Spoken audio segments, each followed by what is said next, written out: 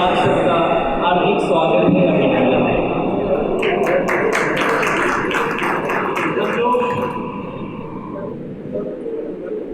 सर्व सेवा संघ के अधिवेशन के औपचारिक शुभारंभ की ओर चलेंगे।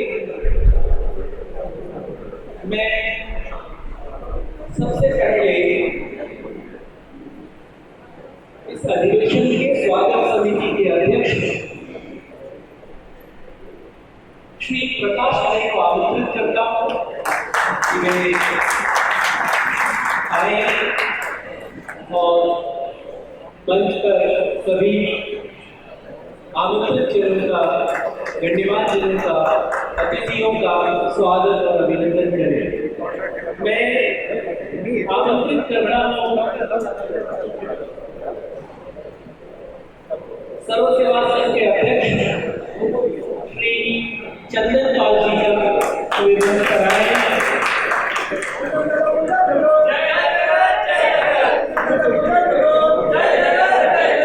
मैं चंदन दा से अनुरोध करूंगा कि वे साथ में आज के हमारे उद्घाटक वरिष्ठ सहोदरी आदरणीय परम सम्माननीय श्री रामचंद्र राठी जी को भी मंच पर लेके आए। मैं आमंत्रित कर रहा हूँ सर्व सेवा संघ के महामंत्री श्री गौरव महापात्र को, वे भी मंच पर आए और अपना स्थान ग्रहण करें।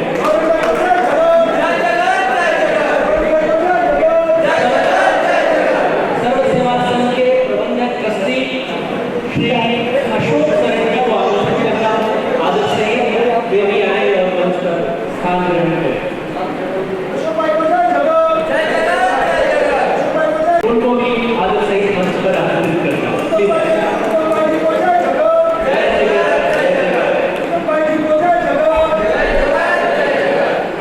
सर्व सेवा संघ के पूर्व अध्यक्ष आदरणीय सुजन बरणी से आती है परम सम्माननीय श्रीमती कुसुम बोरा मुकासी जी को मैं बहुत आदर से ले आए और मंच पर स्थान ग्रहण करें, मंच को सुशोभित करें।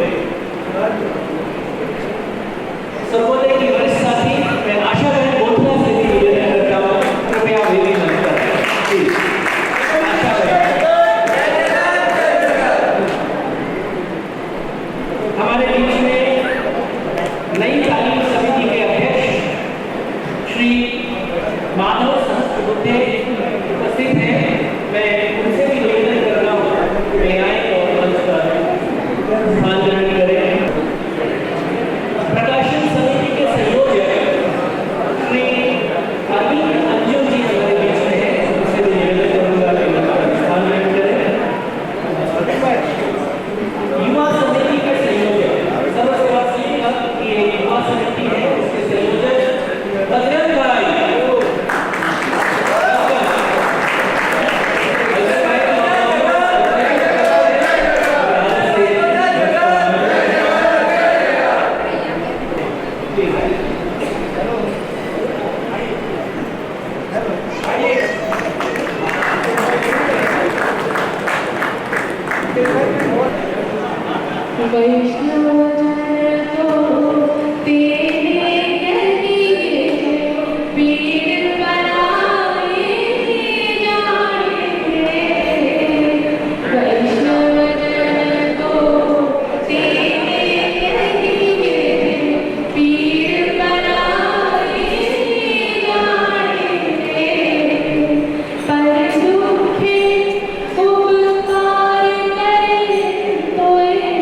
मन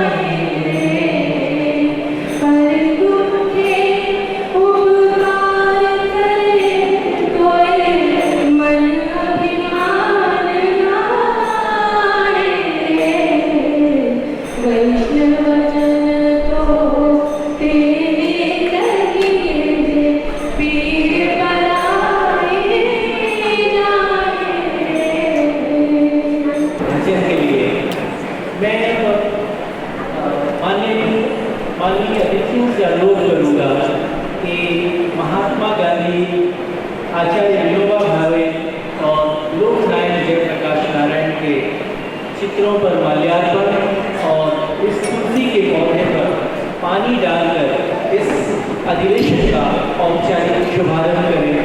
आदरणीय चंदन पाल जी से अनुरोध है कि आज के उद्घाटक आदरणीय रामचंद्र राठी और प्रमुख अतिथियों के साथ माल्यार्पण और जल अर्पण का कार्यक्रम संपन्न करें।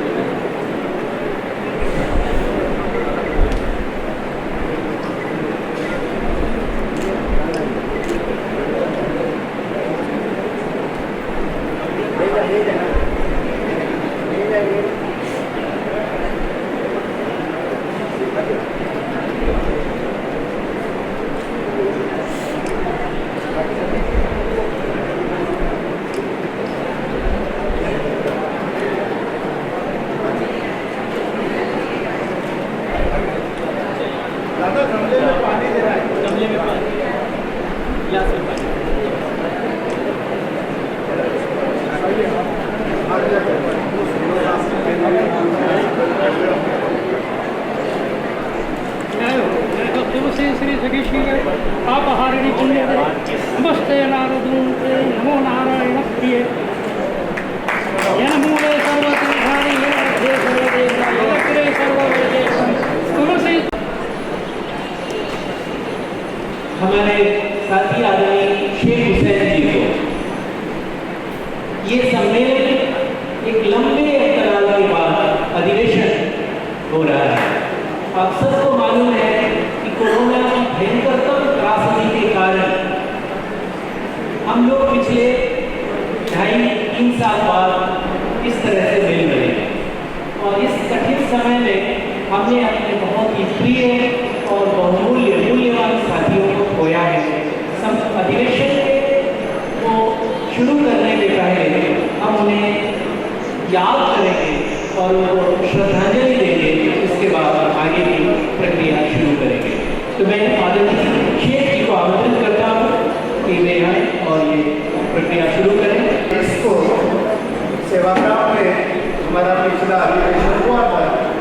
उधर से 8 जनवरी को हम सूरत के अधिवेशन के बीच में हमारे जो साथी जो हमसे बिछड़ गए, हमसे छूट गए, उसको इस अधिवेशन याद करता है, उनको नमन करता है और उनको श्रद्धांजलि देने के लिए मैं आपके बीच में खड़ा हूँ।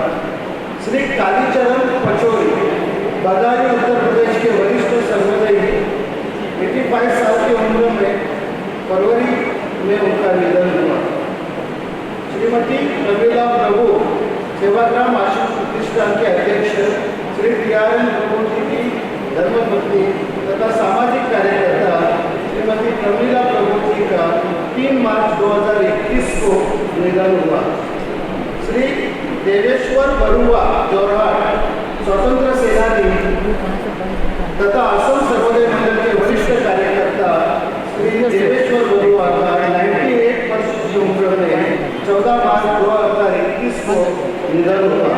श्री बिहारीलाल गुरुजी वनवासी सेवा आश्रम गोविंदपुर में गांधी जी की बुनियादी शिक्षा का आरंभ कर जीवन भर कार्य कर रहे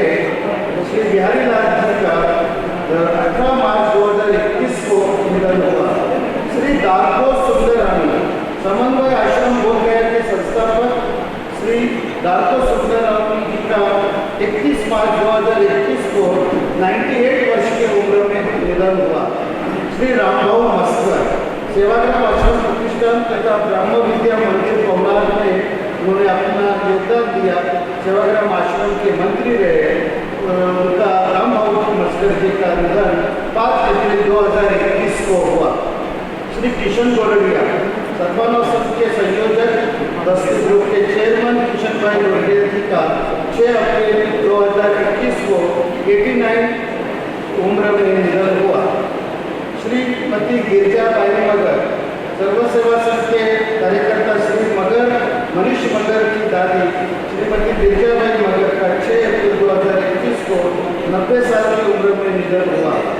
श्रीमती रंजना रमेश दानी महाराष्ट्र सर्वोदय मंडल के अध्यक्ष साधना योग साधना के संपादक श्री रमेश दानी जी की पत्नी श्रीमती रंजना दानी जी का 14 अप्रैल 2021 को निधन हुआ। श्री दलित सिंह सजवान उत्तराखंड उनका निधन 14 अप्रैल 2021 को हुआ।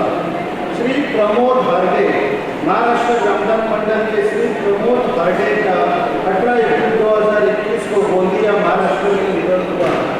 श्री प्रभात झा युवा साथी योग गांधी मार्गी गांधी नीति के श्री प्रभात झा का 19 अप्रैल 2021 को निधन हुआ।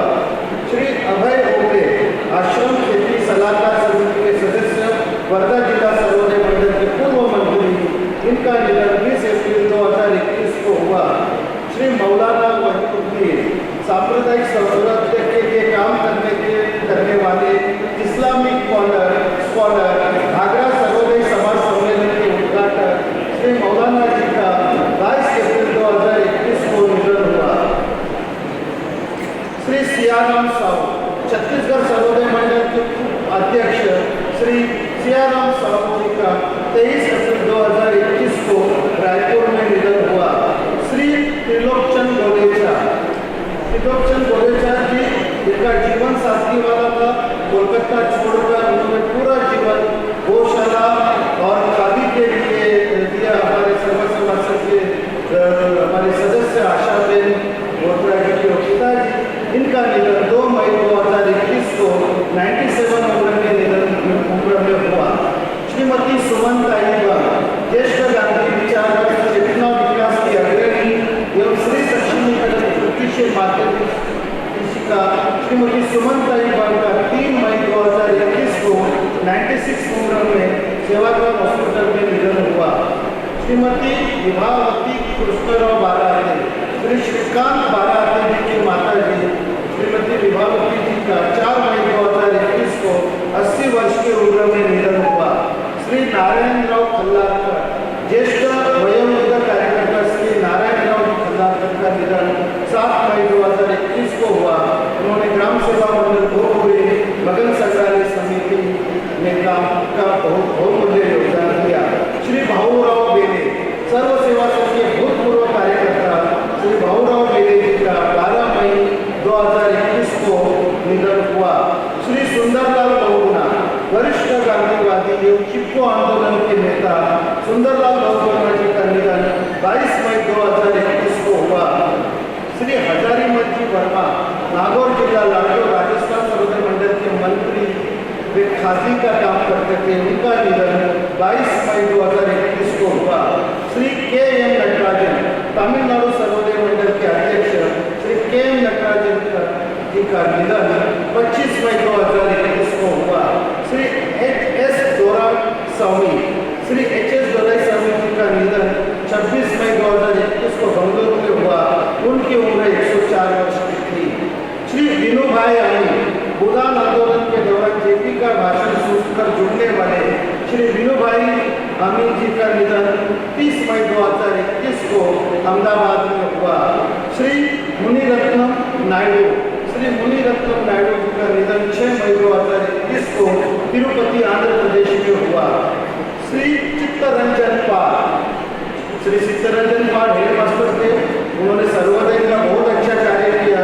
उनका निधन 3 जून 2021 को बागनान जिला हावड़ा पश्चिम बंगाल में 52 साल की उम्र में हुआ। श्रीमती कमला पाल वरिष्ठ सर्वोदय विमल चंद्र पाल जी की अपनी कमला पाल जी का 85 साल के उपक्रम में 26 जून 2021 को कलकत्ता में निधन हुआ।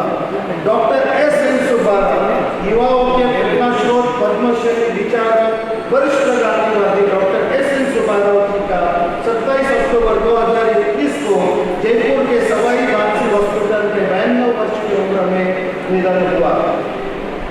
श्री रंजीत भाई देसाई विनोबा जी के परम सहयोगी और परम धाम प्रकाशक के संस्थापक संवर्धक रंजीत भाई देसाई का 28 अक्टूबर 2021 को सुबह 92 वर्ष में निधन हुआ।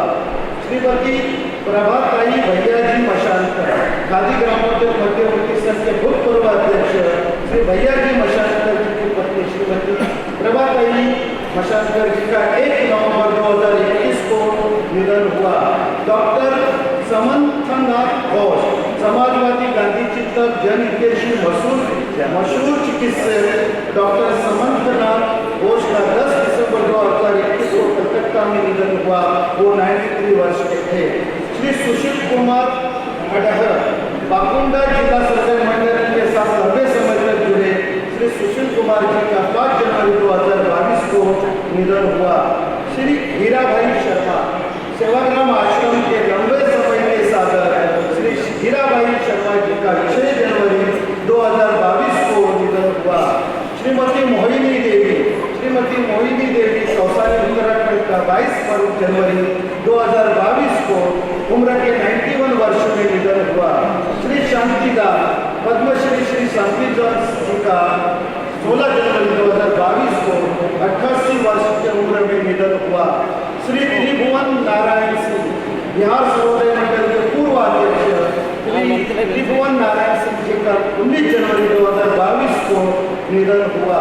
श्री रामजी भाई वरिष्ठ सर्वोदय नेता रामजी भाई का निधन नासिक में हुआ। श्री मंजुलाबेन सर्वोदय जगत के स्तंभ रहे श्री जगदीश भाई शाह धर्मपुत्री मंजुलाबेन शाह जी का निधन हुआ, बड़ौदा में हुआ। श्री देवी बहन ब्रह्म विद्या मंदिर पौनार की श्री देवी बहन का 80 वर्ष की उम्र में 17 जनवरी 2022 को पौनार में निधन हुआ। श्री राहुल बजाज ग्रुप के पूर्व चेयरमैन बजाज मोटर्स के संस्थापक उद्योगपति राहुल बजाज जी का 83 वर्ष की उम्र में 12 फरवरी 2022 को ऊना में निधन हुआ। श्री जयवंत मटकर पूरा जीवन सर्वोदय के लिए समर्पित महाराष्ट्र सर्वोदय मंडल सर्व सेवा संघ भूदान ग्रामदान और सेवाग्राम आश्रम के पूर्व अध्यक्ष जयवंतराव भटकर जी का 81 वर्ष की उम्र में 14 मार्च 2022 को पुणे में निधन हुआ। श्री विनय कृष्ण चक्रवर्ती वरिष्ठ सर्वोदय कार्यकर्ता होड़ा जिला सर्वोदय मंडल के पूर्व अध्यक्ष विनय कृष्ण चक्रवर्ती का 93 वर्ष की उम्र में 8 अप्रैल 2022 को निधन हुआ। श्री वसंतराव बोम्बटकर जी का निधन जो सर्वसेवा संघ के मंत्री रहे, सर्वसेवा संघ के अलग अलग कामों में उन्होंने जिम्मेदारी दी। 95 वर्ष की उम्र में 21 मई 2000 को गोपुर में निधन हुआ। श्री नारायण दास उत्तर सर्वोदय मंडल के अध्यक्ष तथा गांधी शांति प्रतिष्ठान राहुल केला के इंचार्ज नारायण दास जी का 95 वर्ष की उम्र में 20 जून 2022 को भुवनेश्वर में निधन हुआ। श्री प्रशांत केलकर मगन संग्रहालय समिति मगनवाड़ी वर्धा के कार्यकर्ता का ब्रेन स्ट्रोक के कारण 1 जुलाई 2022 को निधन हुआ। श्री पी गोपीनाथन नायर स्वतंत्र सेनानी सर्व सेवा संघ के भूतपूर्व अध्यक्ष केंद्रीय गांधी स्मारक नीति नई दिल्ली केरल के वरिष्ठ गांधीवादी कार्यकर्ता श्री पी गोपीनाथन नायर का 99 वर्ष की उम्र में 5 जुलाई 2022 को निधन हुआ। ये जो साथी अपने महत्वपूर्ण चुके हैं, हम सब उनको 2 मिनट खड़े होकर अपनी अपनी जगह पर हम खड़े होकर 2 मिनट की मौन श्रद्धांजलि हम उनको देंगे।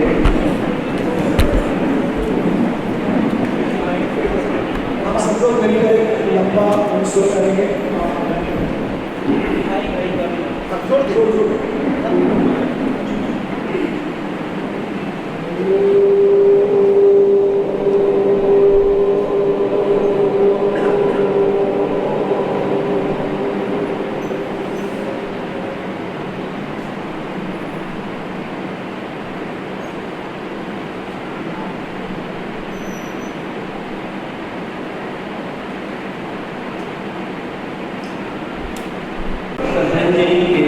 उपरांत हम लोग सर्वधर्म प्रार्थना करेंगे। और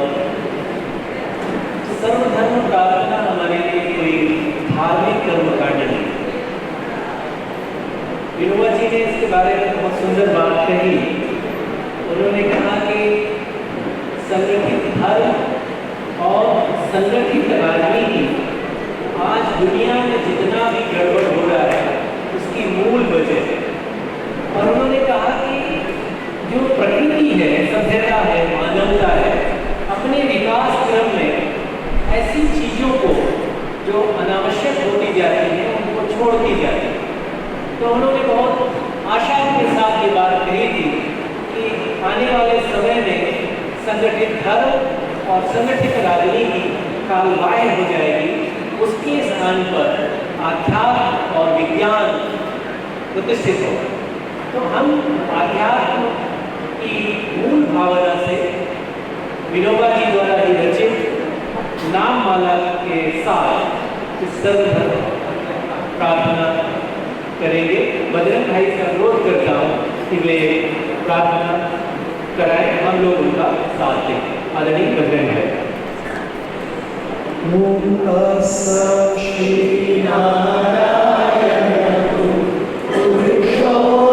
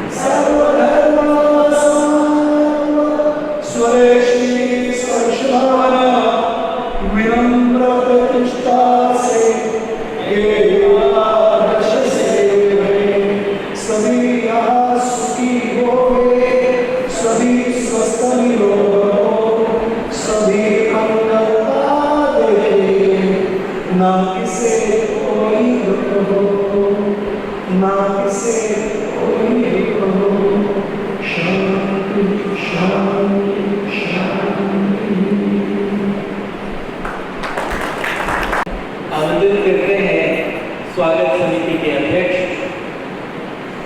वरिष्ठ चिंतक, विचारक, लेखक, संपादक आदरणीय प्रकाश शाह जी को कि वे आए और स्वागत वक्तव्य दें। आदरणीय प्रकाश भाई। अपने अध्यक्ष श्री चंदनपाल जी, आज के उद्घाटक सम्मान्य राही जी और सब साथियों, ये अपने उत्तम भाई इन्होंने अपने नाम में अपना विशेषण भी रखा है। ये उत्तम भाई की करामत है कि मैं यहाँ खड़ा हुआ था। फिर मैंने भी सोचा कि ठीक है, उत्तम भाई जो करेंगे तो उत्तम भी होगा, तो मैं खड़ा भी हो गया। अब मैं उनकी बात समझता हूँ, एजुकेशन साइड चलाते हैं तो मैं उनका दिमाग समझता हूँ।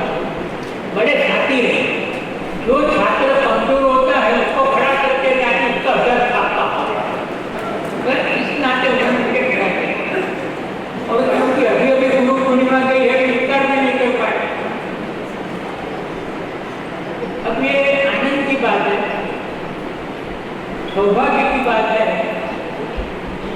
आप सबका गुजरात में आना हुआ। वैसे तो अपने इस सदी के महानायक, हम तो एक ही लोकनायक समझते थे, लेकिन लोग कहते हैं महानायक अमिताभ बच्चन के जैसा कुछ कहते हैं, तो माने कि एक बार तो गुजरात में आएंगे। भाई हमें महानायक का खप नहीं है।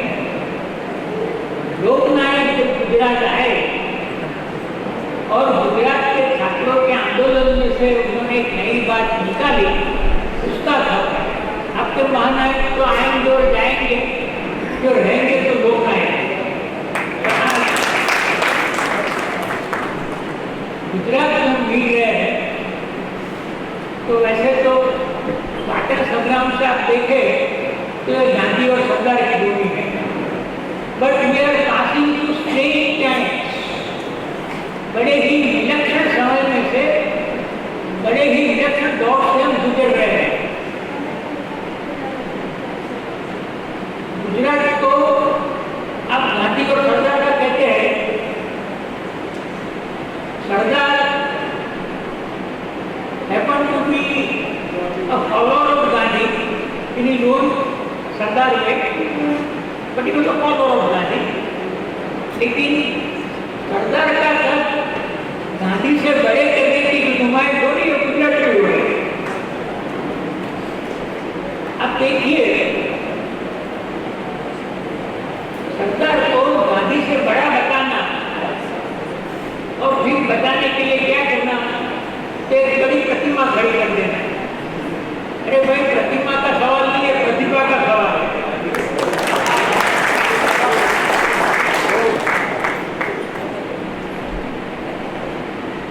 यह प्रकाश जी का मैंने जिक्र किया और गुजरात की बात की। अब लोग कहते हैं कि जयप्रकाश को गुजरात से प्रकाश मिला, लेकिन मैं तो मेरा नाम इस्तेमाल नहीं कर सकता। तो गुजरात जब छात्रों का आंदोलन हुआ, जिसमें एक नई बात भी थी और परिपक्वता कम भी थी, ऐसे तो कोई कहने में कोई दिक्कत नहीं है, but AP got an idea कि सिस्टम के बाहर से एक प्रहार होता है तो आप सिस्टम में कुछ बदलाव ला सकते हैं। This is nothing less than a poet. एक बड़े प्रशिष्ट कवि की जो कल्पना होती है, जयप्रकाश की वो एक समझ थी। आप संस्कृत साहित्य पढ़िए, जो वृक्ष है वो पुष्पित होता है, तो कन्या आके अपना पद प्रहार करती है तो वृक्ष पुष्पित होता है। तो जेपी थॉट एक अनूठे बोधोदय के प्रयोग हुए थे। उन्होंने ये सोचा कि अगर आंदोलन का प्रभाव हो तो हमारे सिस्टम में एक बदलाव होगा और ये पुष्पित हो सकती है। ये कोशिश उन्होंने की। अब ये सफलता विफलता की मेरे हिसाब से बिल्कुल गलत चर्चा है। गलत इस मायने में है कि आप और हम एक एक स्टेज के बाद कम से कम इंच ब इंच आगे बढ़ते हैं। प्रयोगवीर है, गलती भी कर सकते हैं, प्रयोगवीर है, सही भी हो सकते हैं, but after the experiment, after the movement, आप कम से कम इंच ब इंच आगे तो बढ़ते हैं। हमने ये देखा। फिर इसके बाद ये अन्ना हजारे का आंदोलन और आपका उद्भव हुआ। अब मैं इसकी कोई चर्चा नहीं करता हूँ, लेकिन जो आप हैं, तो हम भी हैं, आप भी हैं, लेकिन मैं कुछ आपकी बात कर रहा हूँ। तो ये जो आप हैं, उसने एक बात पकड़ी थी। मेरे पास तो इन लोगों को ब्रीफ नहीं है, आप इत्मीनान रखिए, लेकिन बात क्या पकड़ी? हमने जो टॉपलर से एक चित्र मिला था एलिन टॉपलर से कि फर्स्ट वेव और सेकंड वेव और फिर थर्ड वेव, तो जो एक थर्ड वेव की बात थी उसमें एक आपके सेकंड वेव का एक संगठित राज्य, संगठित राष्ट्र, संगठित बड़ा उद्योग, इससे निकलकर आप व्यक्तिशः और छोटे उसमें जाते हैं। तो ये आंदोलन की व्यक्ति को अपील करने की एक तरह, एक थर्ड वेव माइंडसेट, उसमें से कुछ निकला ऐसा मैं समझता हूँ। हालांकि I don't buy there politics. अब देखिए, अन्ना हजारे के 2 लाभार्थी हैं, दोनों दिल्ली में बैठते हैं, एक ऊपर की करके में पिछली करके में, दोनों लाभार्थी हैं। तो अब क्या करेंगे? लाभ हुआ तो हुआ। ये क्या है, लोग कहते हैं कि हमने और आपने साथ मिलकर एक बिजनेस किया, पार्टनरशिप में मैंने और आपने बिजनेस किया, फिर साल के बाद क्या हुआ? तो आपको नफा मिला और मुझे अनुभव मिला, आपको नफा मिला और मुझे अनुभव मिला। Years ago, I read a story by Alberto Morales, 2 women, film में बनी थी उसकी। अब क्या होता है, वॉर का समय है और माँ और पुत्री दोनों के आश्रय लेते हैं, और आश्रय के दौरान ये जो जर्मन या जो विदेशी सैनिक है वो लड़की पर एक बलात्कार होता है। अब ये कोई अच्छी फीलिंग नहीं है, it gives you a feeling, but one observation by the author कि मोराविया ने क्या कहा, मोराविया राइट कि एक रात के बाद, उस एक रात के कारण लड़की यथायथ औरत हो गई थी। तो nations have to pay price for maturity. It's a process of history. किसी को नफा मिलेगा, किसी को अनुभव, but we have to pass through it. It is like बिल्कुल प्रोग्रेस ऑफ जॉन बनियन कि आप और हम एक टनल से निकलते हैं, गुजरते हैं, एक नरक का अनुभव करते हैं, बट सारी जद्दोजहद और स्ट्रगल के बाद जब हम टनल के बाहर निकलते हैं तो सूर्य की किरण पाते हैं। तो ये जद्दोजहद है। तो whether it was the struggle led by Gandhi, led by Vinoba, led by JP and others, and many other experiments, जो अपने को गांधी का बगावती बेटा करते थे, राम मनोहर लोहिया, ये सबने जो अपने हिसाब से एक स्ट्रगल की करते रहे, उससे हमने एक मात्र कामयाबी भी भुगता होगा, सफलता निकल चुकी दुनिया की कसौटी पर, but all said and done we have progressed each by each. तो ये ईच बाय ईच आगे बढ़ने की जो बात है, उसको जरा पक्के कर पक्का करने के लिए हम मिल रहे हैं। मैंने कहा कि we are passing through strange days. अब देखिए, आपका जो विसल ब्लोअर है वो राजद्रोही माना जाता है, नहीं, but it is whistle blower एक रीजन करने वाला है, ऐसा माना जाता है। आप मेघा पाटकर का हश्र देखिए, आप जुबेर की बात देखिए, और अभी जिस प्रकार से हिमांशु कुमार पर जुर्माना डालने की बात है, जिस प्रकार से किस्ता को और श्री कुमार को एक पनिशमेंट करने की बात है, आप देखिए, they all try to play their role as citizen, they all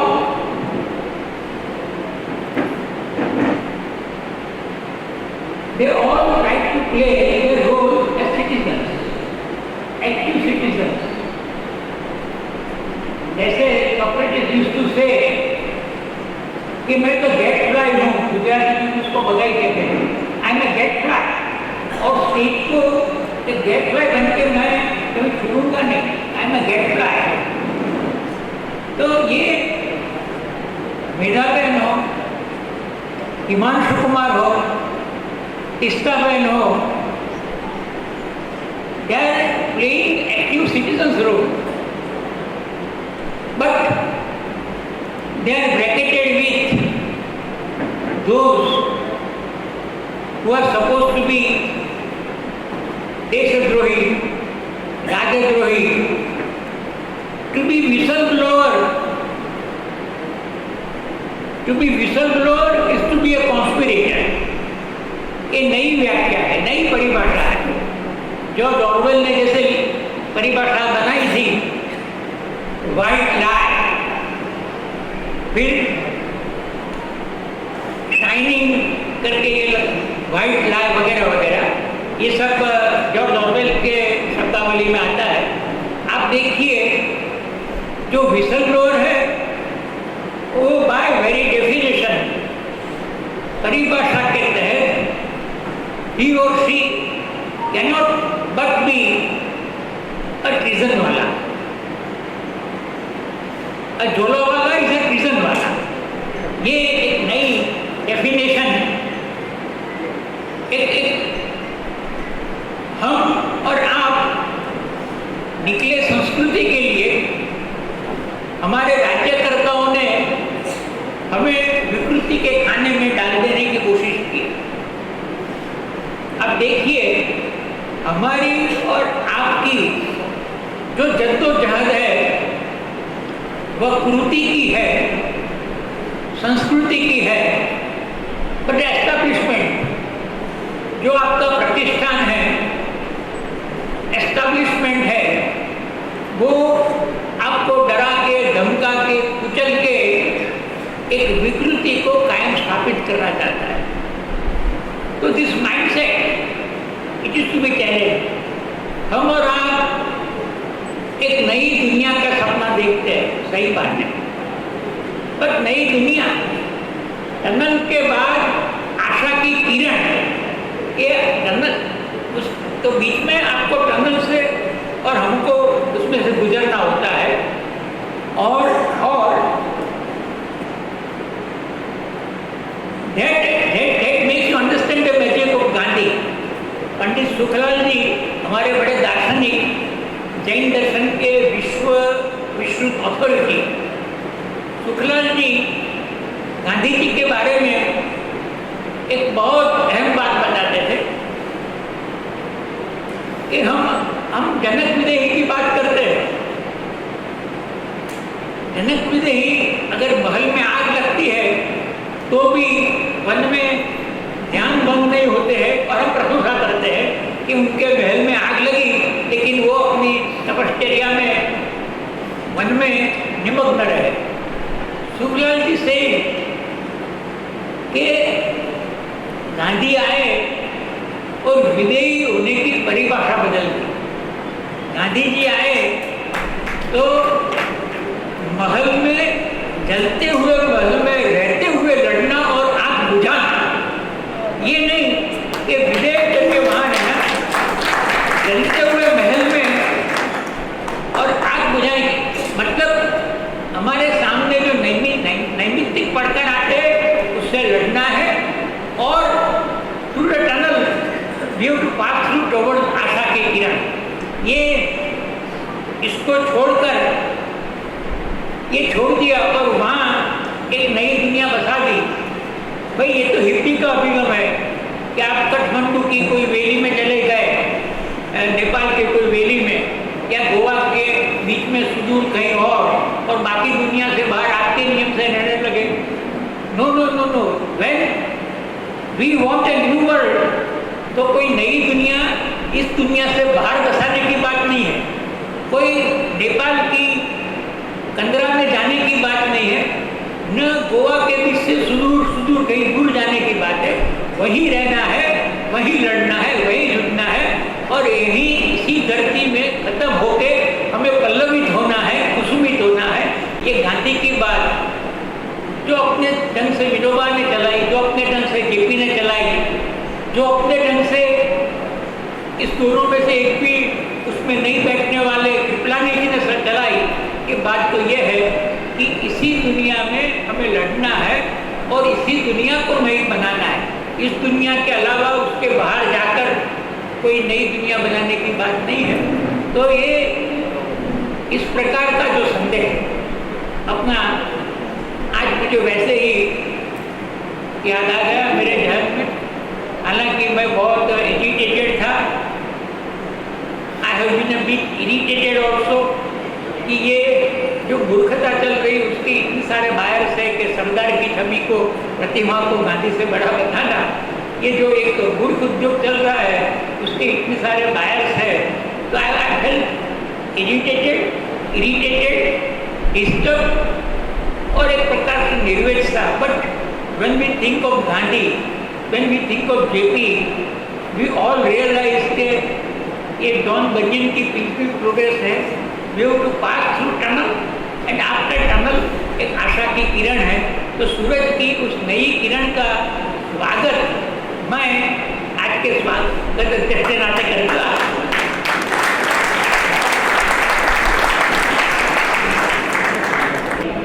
बहुत ही मूल्यवान विचार स्वागत के साथ उन्होंने रखे और अच्छी ही बात कही कि सवाल प्रतिमा का नहीं है, प्रतिभा का है। और प्रतिभा होगी तो एक ऐसी मूर्ति हम सब के दिलो दिमाग पर, राष्ट्र के चित्त पर निर्मित हो सकती है कि उसका कोई मुकाबला नहीं हो सकता। उनको बहुत धन्यवाद। और एक जो आखिर में जो उन्होंने बात कही कि कोई नई दुनिया बनाने की बात नहीं है, ये जो दुनिया जैसी भी है हमको मिली है इसी को नया बनाना है और इसी में रह कर के इसका सामना करते हुए, मुकाबला करते हुए, लड़ते हुए इसे बदलना है। उनका हृदय से आभार। अब सर्व सेवा संघ की तरफ से आप सबका स्वागत करने के लिए मैं सर्व सेवा संघ के महामंत्री श्री गौरांग महापात्र जी को आमंत्रित करता हूँ कि वे आएँ और आप सबके प्रति स्वागत वक्तव्य प्रस्तुत करें। गौरांग भाई। सबको जय जगत, नमस्कारम, जुहार, वणक्कम। तो मैं आज बेहद खुश हूँ। सर्वसेवा संघ का ये उम्मीद नहीं था कि बारिश और बारिश के लेके इतने जो अफवाह चलता था, हम भी इतने भरोसा करने के इतने वही और अधिवेशन को आ जाएंगे इतने मुसीबत उठा के। तो सर्वसेवा संघ आपसे बिल्कुल आभारी है और आपने इतने कष्ट उठा के इधर आए हैं, अधिवेशन में शामिल हो रहे हैं। इतने कष्ट के बावजूद यही भी आप जो आए गए हैं, बीच बीच में कुछ लोग मेरे को दुख लग रहा है, फिर भी बोलता रहा हूँ। कुछ भाई बहन कल रात को हमारे पास आए लेकिन भूखा रह गए। हमारी व्यवस्था भी ऐसी थी, इसलिए हम दुखी है और आपसे क्षमा प्रार्थी भी है। तो आप जो आ गए हम आपको सच्चे दिल से क्षमा कर देंगे और हम जितने कर सके उतने ही किया। और उत्तम भाई के सारे व्यवस्था को हमने, उत्तम भाई का जो व्यवस्था को दे रहने की सुविधा, खाने की सुविधा, वो बहुत भी अच्छा है कि बारिश के दिन में इतने अच्छा रहने का व्यवस्था हमको उद्धव भाई की तरफ से मिली है। तो इसलिए मैंने उद्धव भाई और गुजरात वासी को सबको सर्व सेवा संघ तरफ से आभार व्यक्त करते हुए आभार भी देता हूँ, स्वागत भी करता हूँ। और इसलिए मैं आभार व्यक्त करता हूँ कि और 2 दिन हम रहेंगे इसीलिए ये 2 दिन रहेंगे। फिर सच्चे दिल से सर्व सेवा संघ से सबको स्वागत करता हूँ। उद्घाटन वक्तव्य सुनेंगे आज के इस अधिवेशन के उद्घाटक परम सम्माननीय श्री रामचंद्र राही जी से। रामचंद्र राही जी वरिष्ठतम विभूति है हम सबके बीच में। मैं चाहता हूं कि उनका विस्तार से परिचय कराने के लिए डॉक्टर विश्वजीत यहाँ आए, और यद्यपि हम राही जी से परिचित हैं पर फिर भी थोड़ा विस्तार से उनका परिचय हम लोग जानना चाहेंगे। मैं आमंत्रित करता हूं डॉक्टर विश्वजीत को कि उनका विस्तृत परिचय हम सबसे कराएं। डॉक्टर विश्वजीत।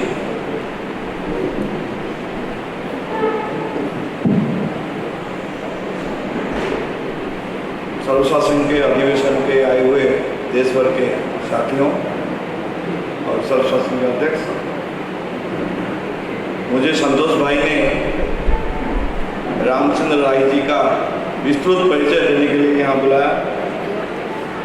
मैं मानता हूँ कि सर्वोदय आंदोलन में पूरे गांधी परिवार में राही जी एक शब्द ही काफ़ी है उनके लिए, जिनको हर कोई जानता है। फिर भी उनका विस्तृत परिचय मैं दे रहा हूँ। उत्तर प्रदेश में पैदा हुए स्वतंत्रता संग्रामी परिवार में वंशदेव तिवारी जी जो फ्रीडम फाइटर रहे, उनके बेटे हैं, और अपने माता पिता दोनों के रास्ते पर चलते हुए आज राही जी हमारे बीच में खड़े हैं। बचपन से गांधी और सर्वोदय आंदोलन के साथ उनका जुड़ाव रहा। सर्वशासन का एक और बड़ा क्षेत्र है बिहार में खादीग्राम, वहाँ वो दो बड़े महापुरुषों के साथ काम करने का उनको मौका मिला था। एक है धीरेन्द्र मजूमदार, एक है आचार्य राममूर्ति। ये दोनों महापुरुषों के साथ काम करते हुए रामचंद्र राही जी तैयार हुए और आगे आके सर्वोदय आंदोलन में वो काफ़ी आगे तक काम किया। सर्वोदय आंदोलन में वो उत्तर प्रदेश सर्वोदय मंडल के अध्यक्ष रहे, बाद में सर्वशासन के मंत्री रहे, फिर सर्वशासन प्रकाशन समिति के संयोजक रहे। सर्वोदय समाज के संयोजक के रूप में उन्होंने 8 सर्वोदय समाज सम्मेलन कराया। उनके नेतृत्व में, उनके अगुवाई में सर्वोदय सम्मेलन हुए। अभी वो केंद्रीय गांधी स्मारक निधि के अध्यक्ष हैं। इससे पहले केंद्रीय गांधी स्मारक निधि के मंत्री थे। रामचंद्र राही ऐसे व्यक्ति हैं जिनको सर्वोदय समाज के लोग, सर्वोदय आंदोलन के लोग अपने मार्गदर्शन के लिए, अपने विचार समझने के लिए, अगर जो हाथ गिनती कुछ लोगों को बुलाते हैं उसमें रामचंद्र राही जी सबसे आगे हैं। मैं व्यक्तिगत रूप से जिन लोगों से प्रभावित होकर इस आंदोलन में जुड़ा हूँ उनमें से रामचंद्र राही जी हैं, और मैं मानता हूँ मेरे तरह कई लोग होंगे यहाँ जो राही जी से प्रभावित होकर इस आंदोलन में आगे बढ़े होंगे। मैं उनका स्वागत करता हूँ और उनको प्रणाम करता हूँ। नमस्कार।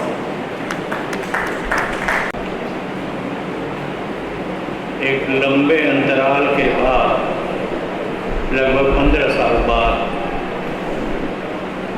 अपने इस कुटुंब से, इस परिवार से मिलना हो रहा है।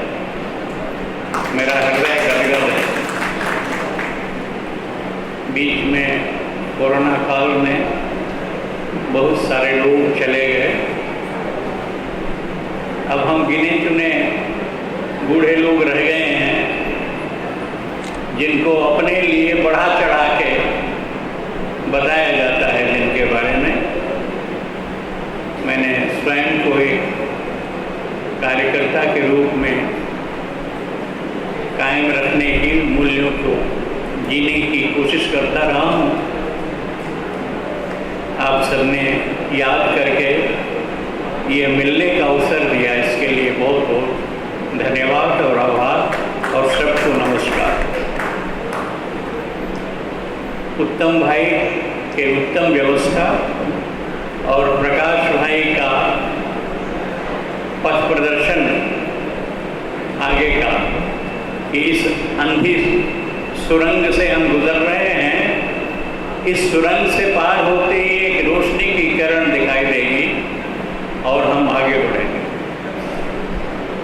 गुजरात के हमारे मित्रों का, जिन्होंने यहाँ आमंत्रित किया, बीच में आने वाले व्यवधानों की परवाह न करते हुए आपने सफलतापूर्वक ये आयोजन किया है। आप सबको बहुत बहुत धन्यवाद हृदय से। इस अधिवेशन में कुछ लोग पुराने हैं, लेकिन ज़्यादातर लोग नए हैं। यह हमारे जैसे बुजुर्गों के लिए दिलासा देने वाला है। नए हैं, पुराने बहुत गए हैं, स्थान बहुत रिक्त हुए हैं, लेकिन रिक्तता को भरने वाले भी मौजूद हैं। मेरा शरीर साथ नहीं बहुत दे रहा है, आप लोग देख ही रहे हैं तमाशा। उठने बैठने में भी मदद लेनी पड़ रही है, लेकिन हमारे चंदन भाई ने इतना प्यार बरसाया हमारे ऊपर कि मैं रोक नहीं सका। तो वैसे भी तो गुजरात मेरा बहुत प्रिय प्रदेश है। पुराने लोग जानते होंगे कि मेरा रिश्ता बहुत मधुर है गुजरात से। मेरा हाफ पार्टनर गुजरात का है, गुजराती है, और मुझे बाबू भाई पटेल ने एक सभा में, जब वो चीफ मिनिस्टर थे इमरजेंसी काल में, तो गुजरात का दामाद घोषित किया था। तो गुजरात में आकर उन क्षणों की याद होती है तो आनंद आता है। संयोग है कि जुलाई 1956 में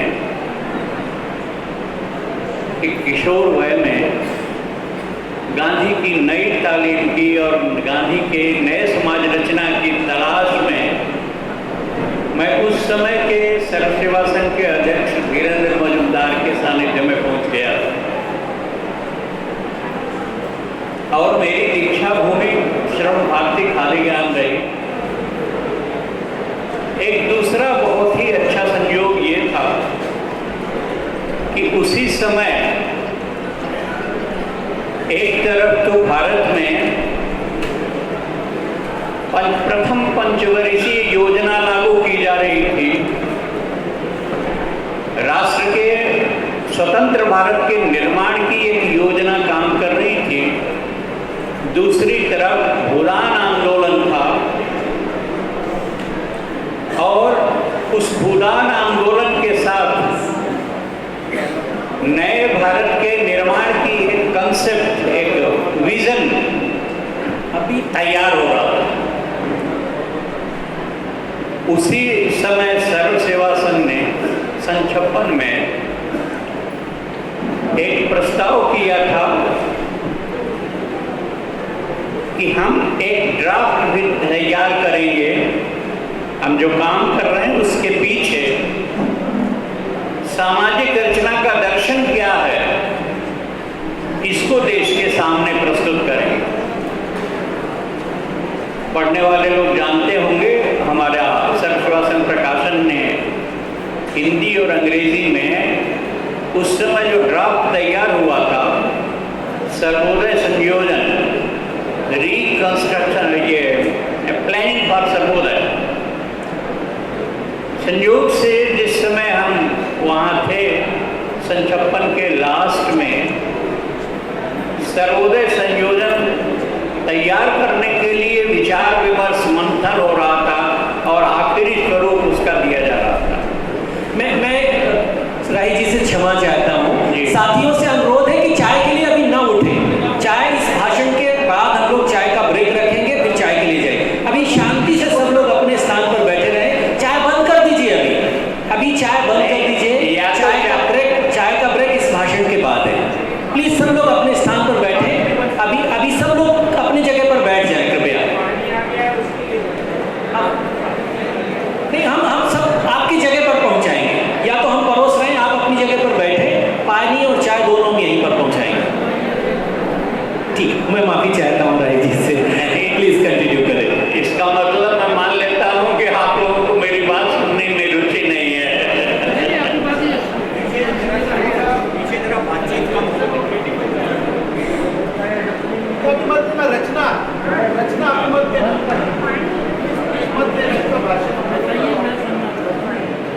देखिए, हम जिस दौर से गुजर रहे हैं वह संक्रमण का, गंभीर संक्रमण का दौर है। हमारी संगठन की जो स्थिति है वह भी गंभीर चिंतन की जरूरत है उस पर। इसलिए कुछ शारीरिक तकलीफ उठा करके भी मैं आया आपके आग्रह पर कुछ कहने के लिए। इसलिए इसे गंभीरता से लीजिए। ये कोई राजनीतिक समूह नहीं है कि किसी के खिलाफ हल्ला गुल्ला मचाना है, किसी के समर्थन में जय जयकार करना है और छुट्टी पा लेना है। मैं आपसे निवेदन कर रहा था कि 1956 में, 1952 में भूटान आंदोलन शुरू हुआ। उन्हीं दिनों प्रथम पंचवर्षीय योजना बनी और 1956 में सर्व सेवा संघ ने प्लानिंग फॉर सर्वोदय संयोजन का ड्राफ्ट तैयार किया। उस समय खादी ग्राम में 3 दिन का सेमिनार हुआ था, जिसमें विनोबा जी नहीं आए थे, लेकिन बाकी जितने सर्वोदय के दिग्गज थे सब उपस्थित थे। जयप्रकाश नारायण से लेकर दादा धर्माधिकारी, धीरज मजुमदार, आचार्य राममूर्ति से लेकर के शंकर राव देव उस ड्राफ्ट के संयोजक थे। ड्राफ्ट बनाने की जो समिति सेवा संघ ने बनाई थी, और रविंद्र वर्मा उसके ड्राफ्टमैन थे। उन्होंने ड्राफ्ट तैयार किया। मैं इसका जिक्र इसलिए कर रहा हूं कि तब सर्व सेवा संघ का कंसर्न, चिंता इस देश के बारे में कितना गहरा था और कितना व्यापक था। क्यों सर्व सेवा संघ को ऐसा करना पड़ा? ये तो मेरा सौभाग्य कि वो मैं उस बैठक में एक विद्यार्थी के नाते हासिल उपस्थित रहा और देखा, उसको समझने की कोशिश की। एक तरह से कहें तो मेरी यात्रा तो वहीं से शुरू हुई थी, खादी ग्राम से, और ये सारा संदर्भ सामने आया था सीखने के लिए।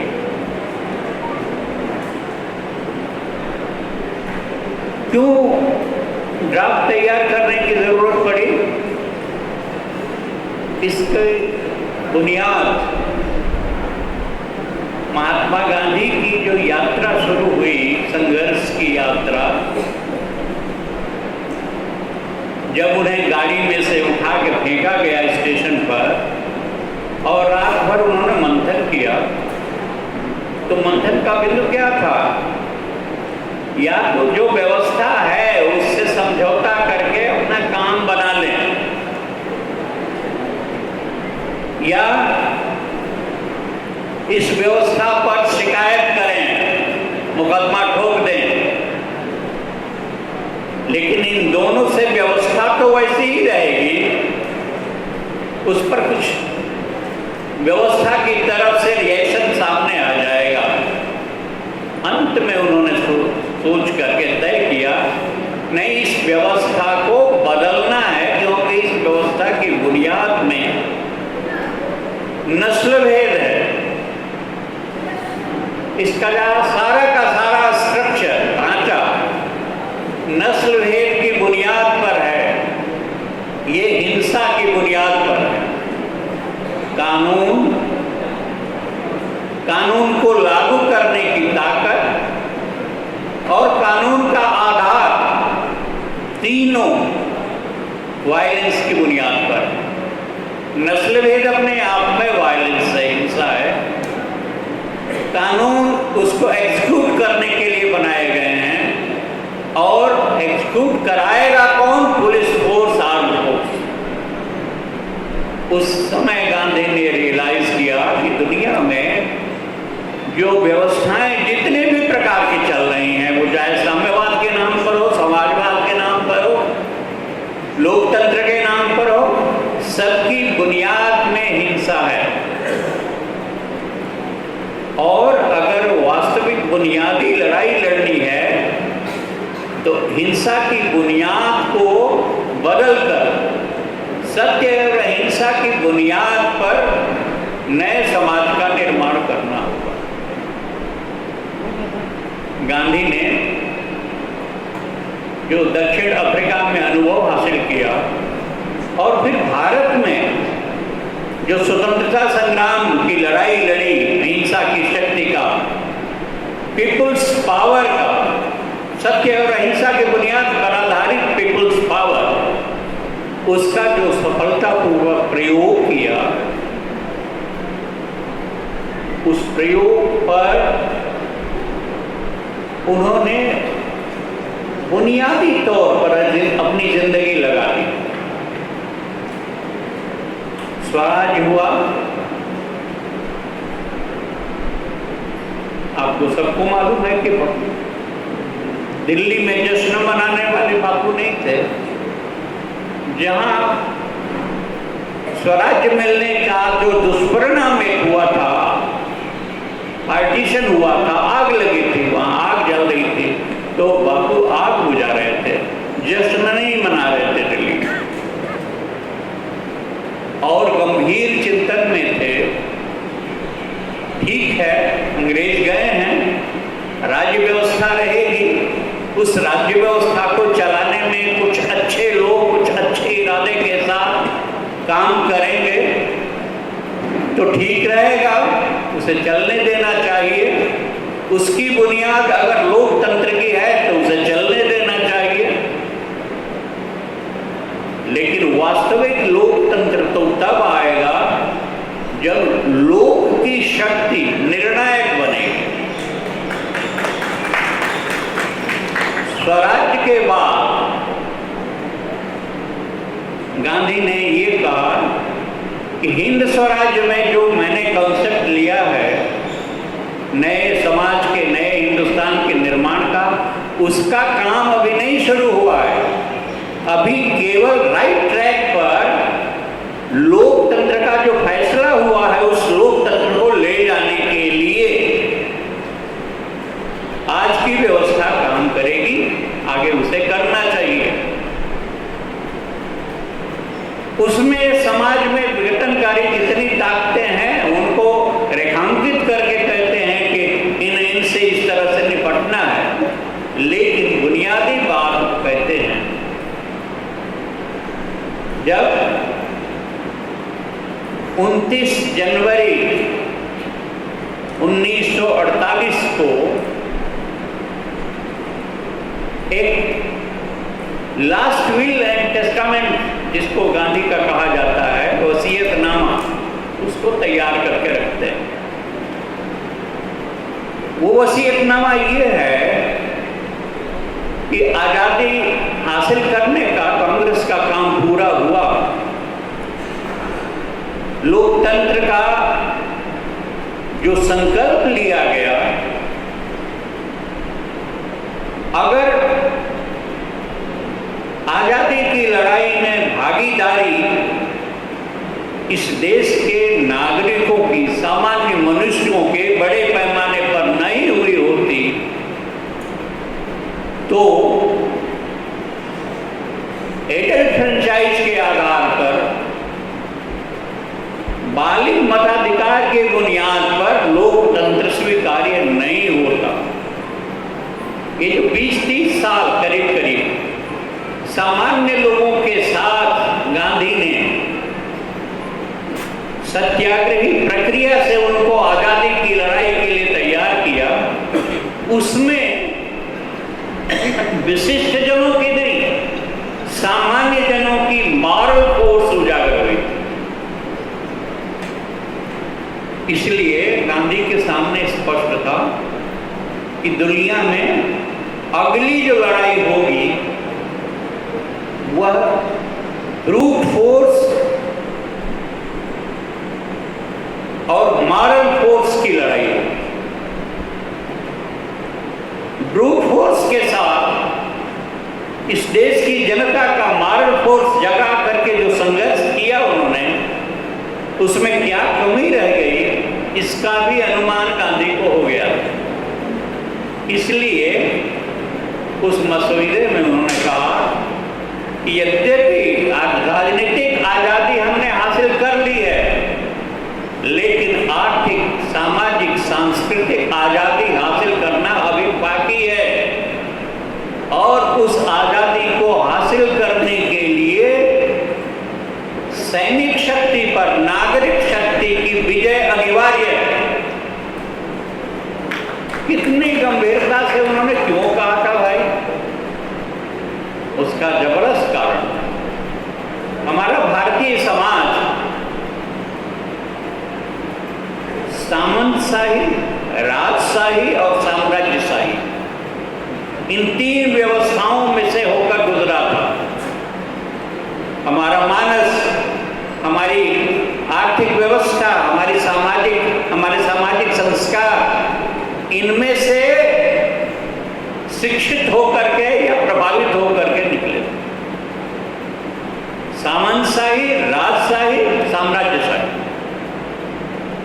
इसके बदले हमने राज्य व्यवस्था में एक आध्यात्मिक क्रांति की थी, जब ये तय किया था कि बालिग मताधिकार की बुनियाद पर लोकतंत्र होगा। हर आदमी को एक समता की बुनियाद पर संविधान के आधार पर हम खड़ा कर रहे हैं। लेकिन उन्होंने देखा, उनके चिंतन में रहा होगा कि अरे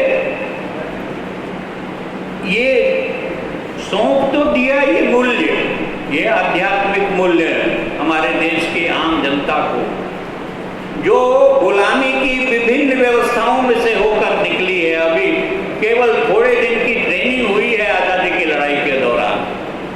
अब इसको, इस लोकतंत्र को बुनियादी तौर पर मजबूत बनाना है, तो जो काम करना है अगला, वो काम है गांव-गांव में लोक सेवक तैयार करना, जो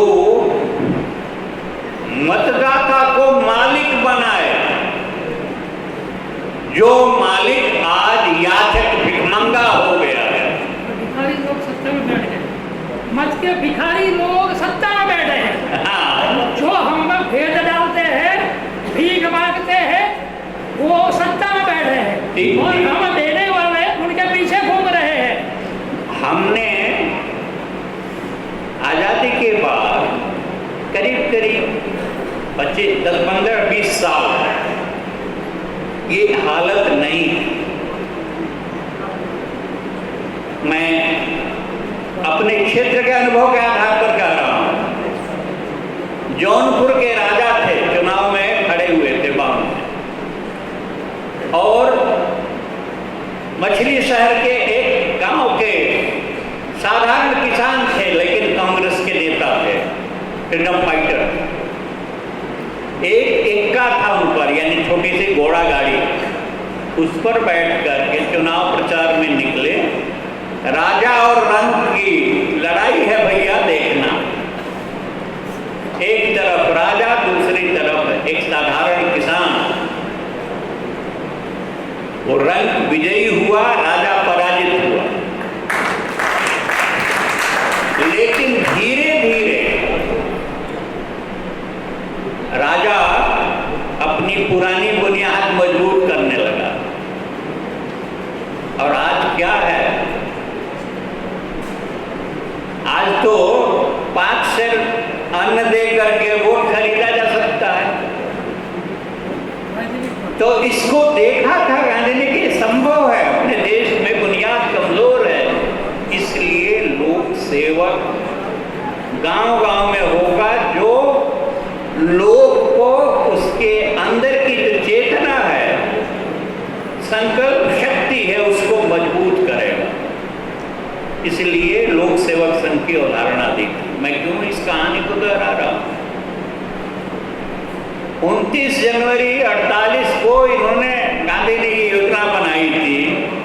अगली फरवरी में इसको व्यापक पैमाने पर इसका कार्य संयोजन करने के लिए जितने देश भर के रचनात्मक कार्यकर्ता थे, सबका सम्मेलन बुलाने वाले थे।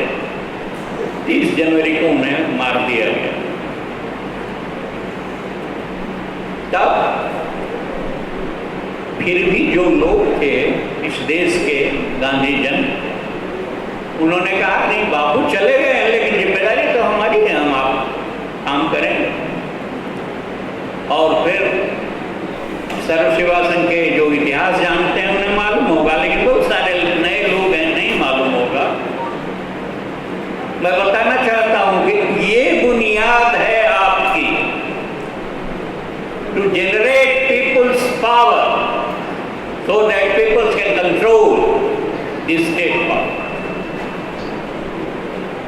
ये सर्व सेवा संघ की बुनियादी अवधारणा है। हम किसी भी सरकार के और किसी भी पार्टी के बी टीम नहीं है,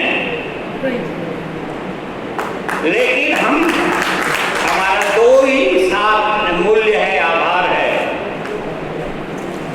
ट्रुथ और नॉन वायलेंस एक ही बात है, परस्पर पूरक है। ट्रुथ है non violence and the people of India. हम दो के प्रति जवाबदेह, लोक सेवक की जवाबदेही, उसका उत्तरदायित्व या उसका commitment truth and peoples power के लिए है।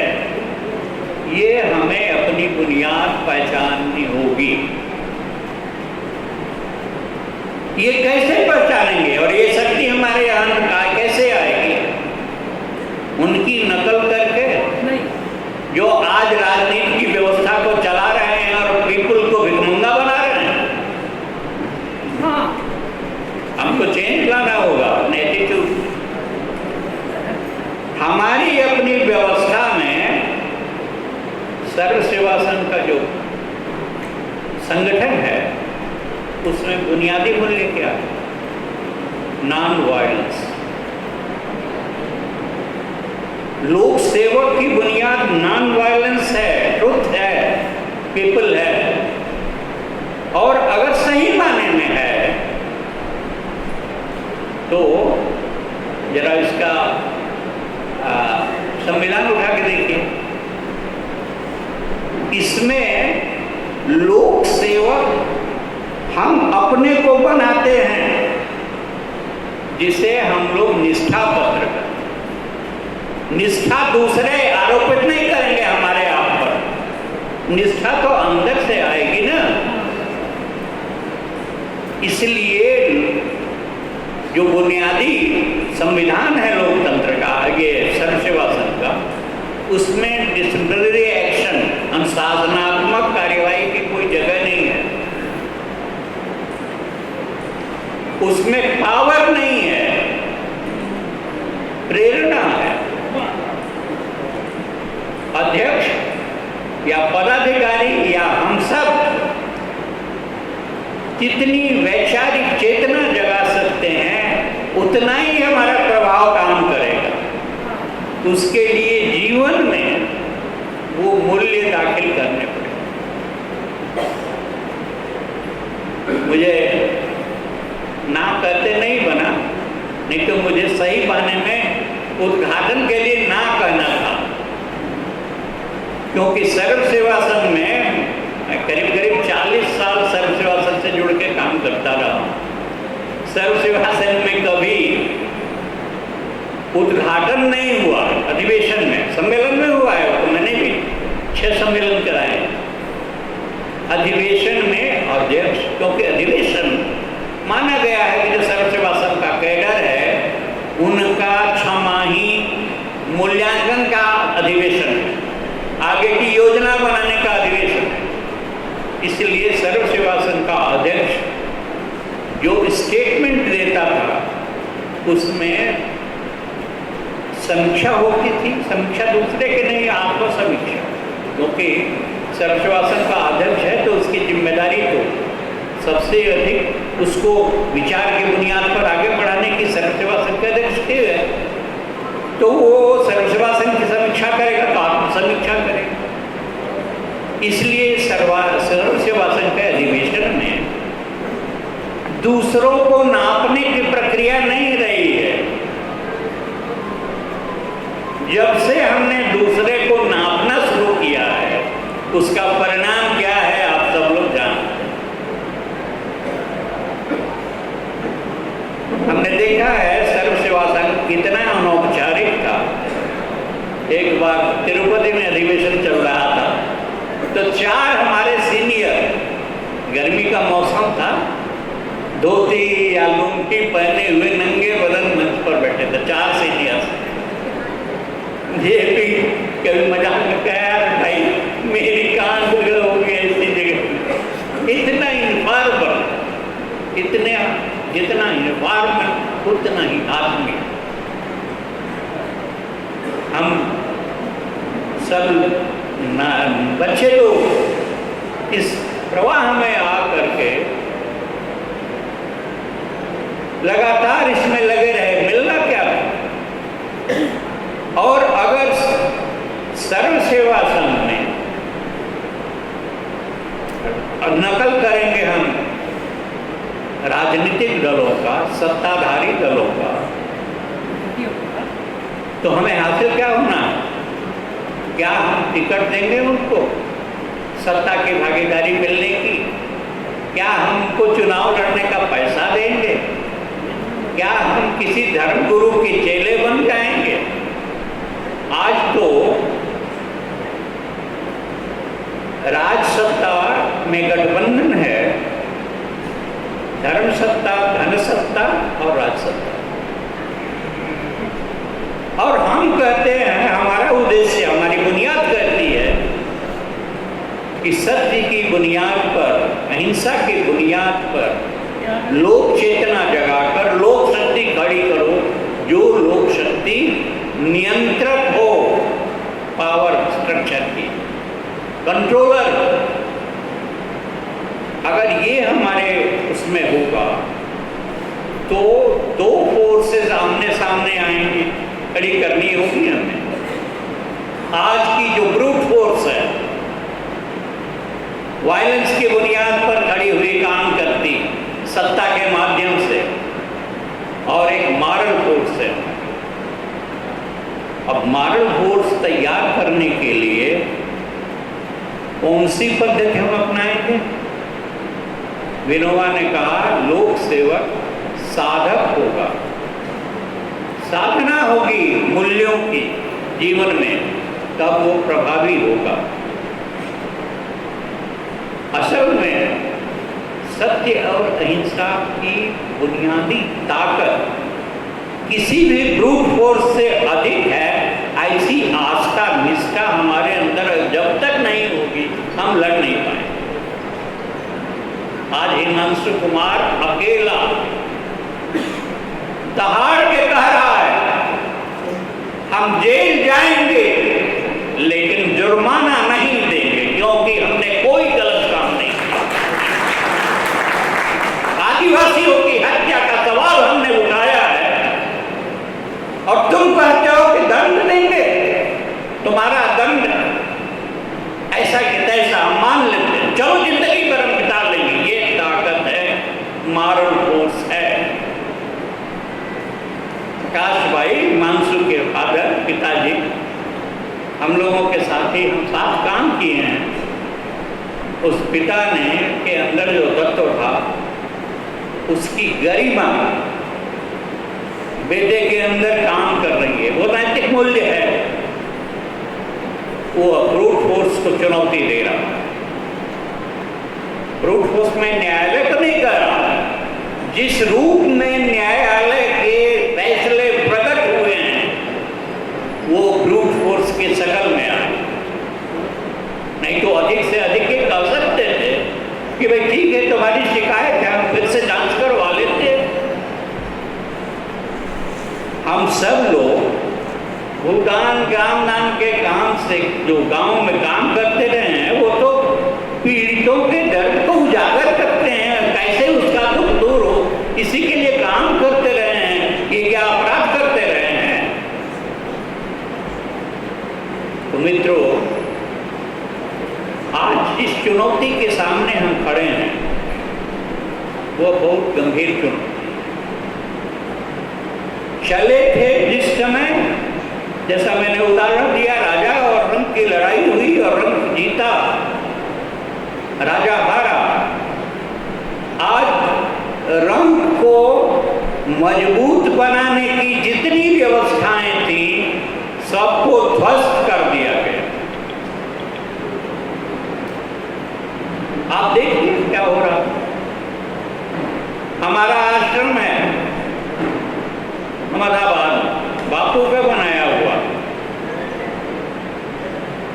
इतने साल से हमारे अपना ट्रस्ट काम कर रहा है। अब कहते हैं कि हम ट्रस्ट बनाएंगे और आपके ऊपर थोप देंगे, सब चलाएंगे। सरकारी ब्यूरोक्रेसी गांधी का काम कैसा करती है, इसका लेटेस्ट उदाहरण है, जिसका जिक्र मैं करना चाहता हूं, आप लोगों में से किसी को मालूम होगा। पूरे गांधीजनों ने जब अनुकूल समय था, गांधी स्मृति और दर्शन समिति का निर्माण किया। गांधी दर्शन, गांधी स्मृति, जहां बापू की हत्या हुई थी बिरला भवन दिल्ली में, और राजघाट के सामने एक ऐसी जगह का निर्माण किया गया था जहां देश भर के गांधीजन आए, मिलें और अपने विचार विमर्श करके फैसले लें, आगे बढ़ें। सरकार ने अपने हाथ में ले लिया। उसकी एक पत्रिका है अंतिम जन। सरकार की फंडिंग होती है, सरकार का एक prime minister ex officio chairman होता है। शुरू के दौर में वाइस चेयरमैन, जो एक्टिंग चेयरमैन होता था, वो कोई सीनियर गांधीयन बनाया जाता। आज 2014 से कभी मंत्री हो जाता है, कभी संघी हो जाता है उस समिति का वाइस चेयरमैन, ट्रस्ट का वाइस चेयरमैन। और उसकी पत्रिका अंतिम जन में विशेषांक वीर सावरकर का निकला है। हम नहीं कहते तुम वीर सावरकर को मानते हो, मानो, हम तुम्हारी इस स्वतंत्रता के हम पक्षधर हैं, लेकिन इसके लिए सावरकर के नाम पर संस्था बना लो, सरकार तुम्हारी है, पैसा दे देगी, उस संस्थान से सावरकर के लिए निकालो। ये क्या गठबंधन के गांधी की आड़ में गांधी की संस्था को हड़प कर सावरकर का विशेषांक निकालते हो। इतना पाखंड इस दौर से मित्रों हम गुजर रहे हैं। ऐसे में एक के बाद एक हमारी जितनी संस्थाएं हैं, इन संस्थाओं को खादी कमीशन का हाल आप जानते हैं। एक झंडा, तिरंगा झंडा, राष्ट्रीय झंडा खादी का रहेगा, अब वो खत्म कर दिया गया। सेवाग्राम में हम खादी बनाते हैं, बेचते हैं, तो नोटिस आ गई कि खादी ब्रांड आपने लिया है, नहीं लिया है तो हम आप पर केस करेंगे। यानी हम स्वायत्त रूप से स्वतंत्र अपने विचार की बुनियाद पर काम नहीं कर सकते, और लोकतंत्र के नाम पर पधारे हो संसदीय सीढ़ी पर माता देख करके यही करने देंगे। ये संभव हुआ है मित्रों, क्योंकि हमें जितना मजबूत स्वयं होना था और जनता को बनाना था, वो हम नहीं कर पाए। मैं किसी की शिकायत नहीं कर रहा हूँ, अपनी शिकायत ही हो तो अपनी कर, कि 65 साल करीब करीब इसमें लगे रहे, ये स्थिति क्या हुई, क्यों ऐसा हो गया। उसका एक बड़ा कारण है जिसको समझने की जरूरत है। बाबा ने एक बार मैं बाबा से पूछा, आप लोग जानते ही हैं कि हमारे जो नेता थे, मार्गदर्शक थे, उनके साथ हम कोई भी सहजता से जाके बात कर सकते थे, पूछ कर सकते थे, अपने मन की शिकायत दर्ज करा सकते थे। बाबा से हमने कहा, आप कहते हैं नीचे से ग्राम स्वराज्य की बुनियाद बनाओ, बनाते जाओ, ऊपर बदलता जाएगा, ये हो नहीं रहा है, क्योंकि ऊपर की जो व्यवस्था है एग्रेसिव है, आक्रामक है। हम बनाने की कोशिश करते हैं, वो तोड़ती है। उत्तर प्रदेश की विधानसभा में ग्राम धन एक्ट लाया जाता है, पास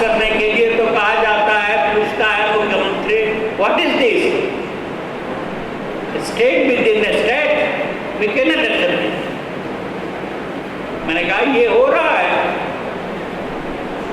बाबा के अपनी वो थी, उन्होंने हमको समझा दिया, हम भी चुप हो गए। स्टेट पावर सदियों से हमारे संस्कार में एक मजबूत ताकत के रूप में कायम स्थापित है। धन शक्ति कायम है, धर्म शक्ति कायम है। ये तीनों का मैं खास उल्लेख किया करता हूँ अक्सर। धन, धर्म और राज,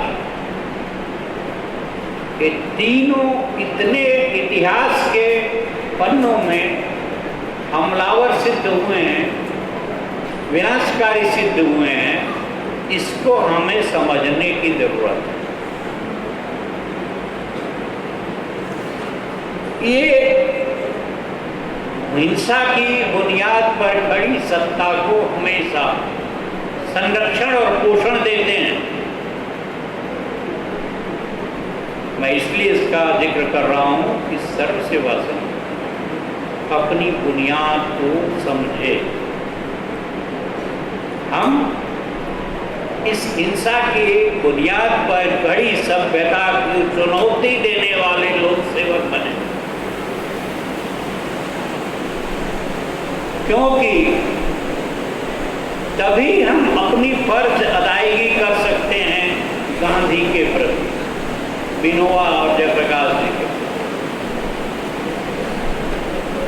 हम राजनीति में नहीं पड़ते। हमारा संकल्प है कि हम सत्ता की स्पर्धा से अलग रहेंगे, ये सही बात है। लेकिन लोकतंत्र जहां तक पहुंचा था, आजादी की लड़ाई का जो स्वरूप था, उसके चलते उससे उसको पीछे नहीं लुढ़कने देना है। ये भी हमारा इतनी राजनीति में हमारी भागीदारी हमें कबूल करना चाहिए, मैं मानता हूँ। और हमने कबूल किया था इमरजेंसी के दौरान या आंदोलन, बिहार आंदोलन के दौरान। अगर हम लोकतंत्र को फासिज्म में कन्वर्ट होने देंगे, हम देखते रहेंगे कि हमारा इससे क्या लेना देना, तो हम पथभ्रष्ट माने जाएंगे इतिहास में। इसलिए पहली बात, जहां लोकतंत्र जहां तक पहुंचा है, कम से कम मतदाता की बुनियाद पर, उसके मत की बुनियाद पर राज्य व्यवस्था में बदलाव होते रहना चाहिए। यह काम हमको करना है। दूसरी बात, जनता में वह दृढ़ इच्छा शक्ति पैदा करते जाना है ताकि जनता सुविधा की भिखारी न हो जाए। आपने देखा सत्ता ने क्या चरित्र प्रकट किया श्रीलंका में, और जनता ने फिर क्या किया। मैं उसकी नकल करने की बात नहीं कर रहा हूं, लेकिन जो भ्रष्ट व्यवस्था जनता पर थोपी गई थी, उस व्यवस्था को जनता ने उतार फेंका, अस्वीकार किया। गांधी ने पूरे स्वराज्य के आंदोलन में हमें यही सिखाया था कि ना कहना सीखो, पुलिस और कानून के भय से मुक्त हो, तब स्वराज की मंजिल पास आएगी। उन्होंने कहा था, गुलाम जब तक गुलामी का जुआ अपने कंधे पर टिकाए रखता है, तभी तक गुलाम रहता है।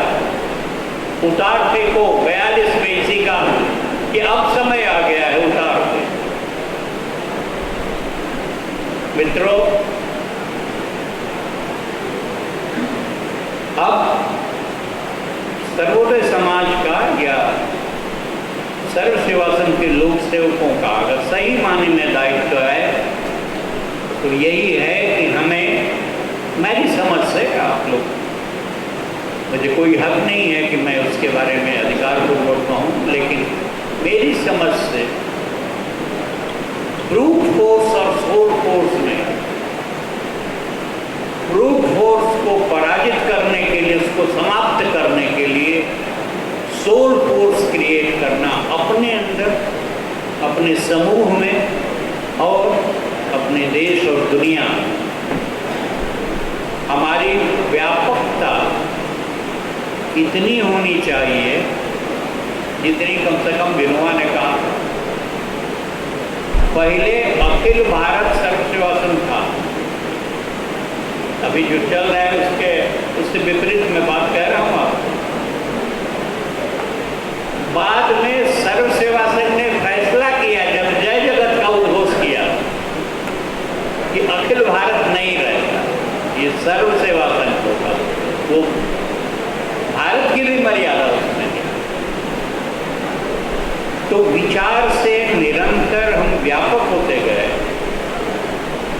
आंदोलन के कार्यक्रम भी हमने व्यापक किया, ऐसा नहीं कि उसका प्रभाव नहीं हुआ। भूदान ग्रामदान के आंदोलन का जो दिशा थी, जो स्वरूप था, वो अहिंसा की दिशा में आगे बढ़ने का, समाज को आगे ले जाने का था। उसी का नतीजा हुआ, प्रभाव हुआ कि चंबल के बेहड़ों में भी जो बाकी हैं वो सोचने लगे कि अरे हम गलत रास्ते पर हैं। अहिंसा की शक्ति ऐसे प्रेरित करती है। वो स्वयं आए हथियार डालने बिनोआ के चरणों में, स्वयं पहुंचे जयप्रकाश जी के पास हथियार डालने। तो ये हमारा काम है। हम जब इस महान उदात्त मूल्यों को की अनदेखी करेंगे तो पेटीनेस में चले जाए, और पेटीनेस सेल्फ डिफीटिंग फोर्स तत्व है।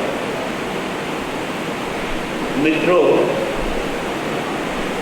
कोई रहस्य तो है नहीं कि हमें उद्घाटित करना था, लेकिन आप लोगों ने बुलाया, आपके स्नेह बस, प्रेम बस में चला आया। मुझे जो सर्व सेवा संघ के साथ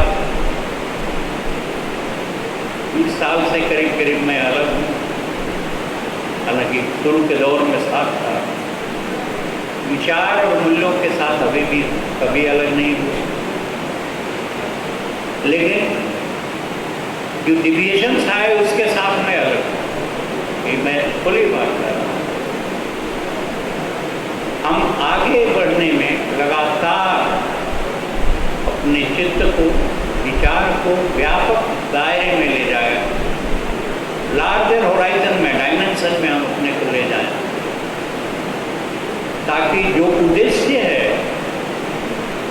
इसकी बुनियाद तो गांधी डाल गए हैं ना अपनी लास्ट विल एंड टेस्टामेंट, उसको हम ना भूलें। पुराना बहुत सारे इसमें तरह तरह के क्षेत्रों से काम किए हुए पुराने लोग हैं, नए लोग हैं।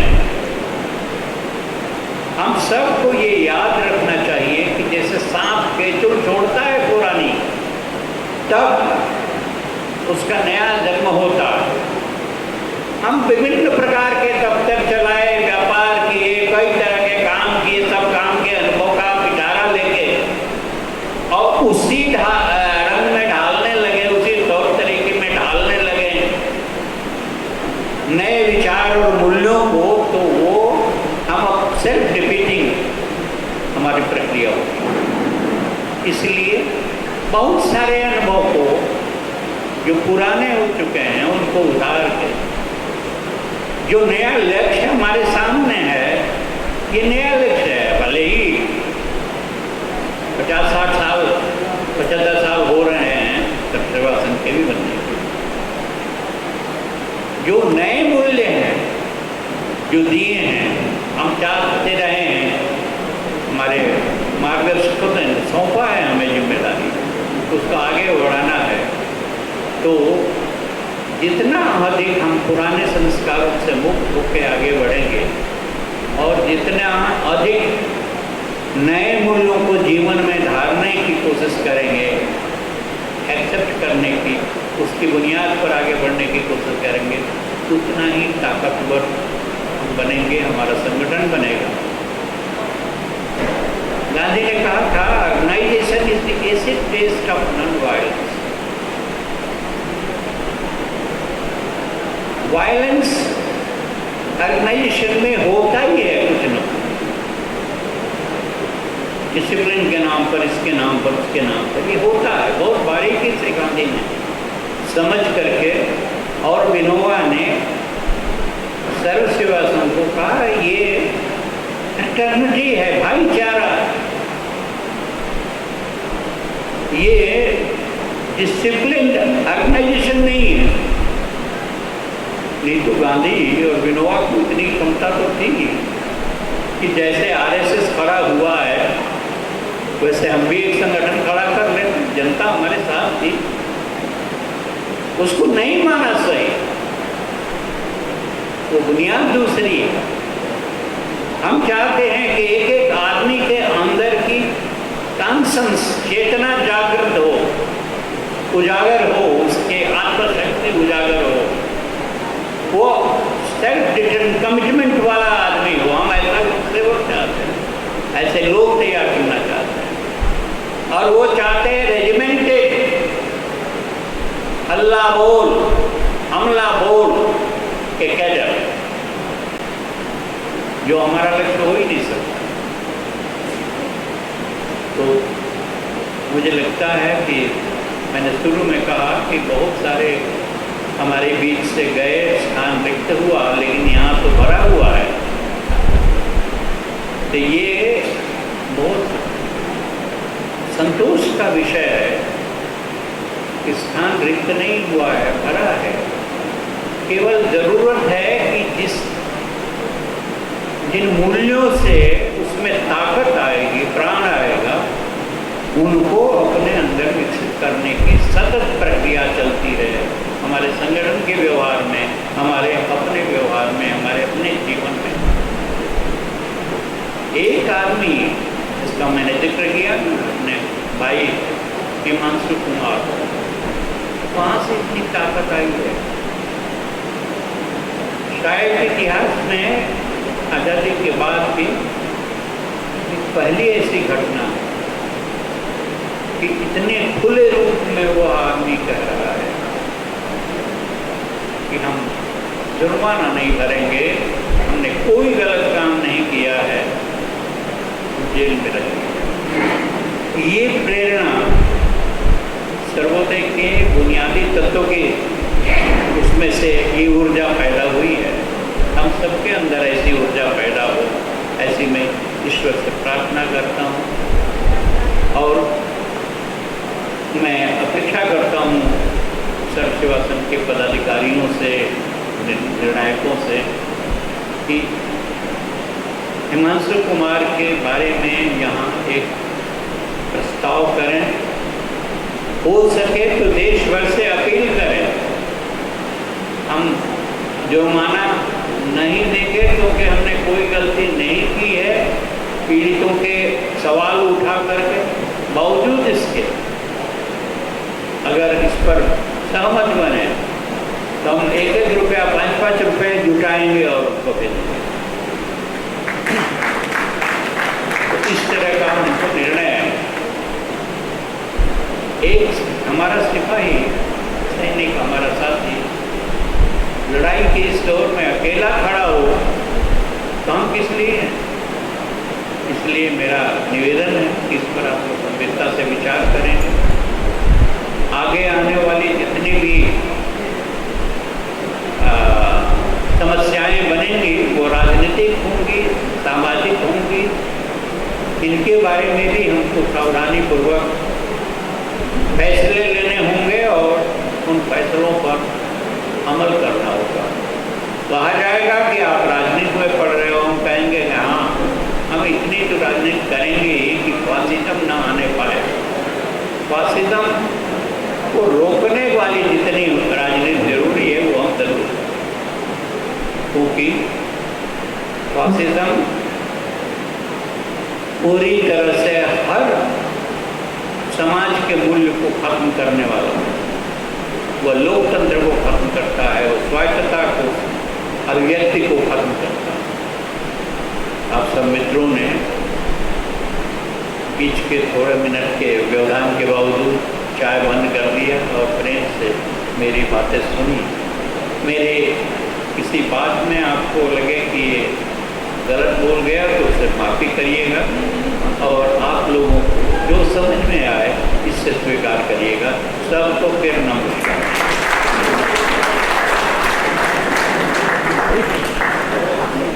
मैंने दो शब्दों का शुरू से इस्तेमाल किया है, ब्रूट फोर्स और मॉरल फोर्स। तो उसका संदर्भ भी दिया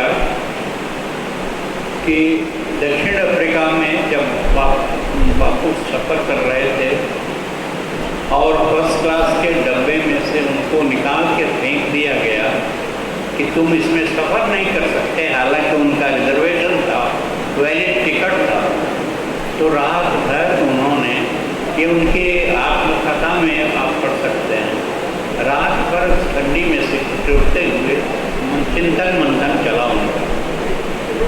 एक विचार आया कि दूसरा टिकट लेके अपनी जगह जाओ, वकालत करने आए हो, वकालत करके पैसा कमा के घर लौटो। दूसरा ये था कि मेरे पास जायज़ टिकट था, नाजायज़ ढंग से हमको उतारा गया, इसके खिलाफ मुकदमा करें। फिर कहा कि लेकिन इससे क्या होगा, पहले फैसले से हम स्केप कर रहे हैं, समस्या से विचलित होकर के भाग रहे हैं। दूसरे से हम लड़ने की बात तो सोचते हैं, लेकिन उन्हीं के हथियारों से, उन्हीं के आंगन में, फील्ड में। तो तीसरी बात उनके मन में आई कि ये नस्ल भेद की बुनियाद पर बना कानून और उस कानून को लागू करने वाली हिंसा की ताकत, ऑर्गेनाइज्ड वायलेंस, इन तीनों मिल करके, यानी गलत कानून, नस्ल भेद और लागू करने वाली हिंसा की ऑर्गेनाइज्ड फोर्स, ये ब्रूट फोर्स है, क्रूरता की पराकाष्ठा है। किसी की चमड़ी काली, किसी की गोरी, ये शुक्रिया, उसके हाथ में जो है इसका प्रतिकार, अगर इसी प्रकार उनके मन में ये भी आया तो मुकदमा लड़े तो उन्हीं का तरीका। राही जी स्पष्ट हुआ, अब इसको पूरा करेंगे। ठीक जी, थैंक यू। Rahi ji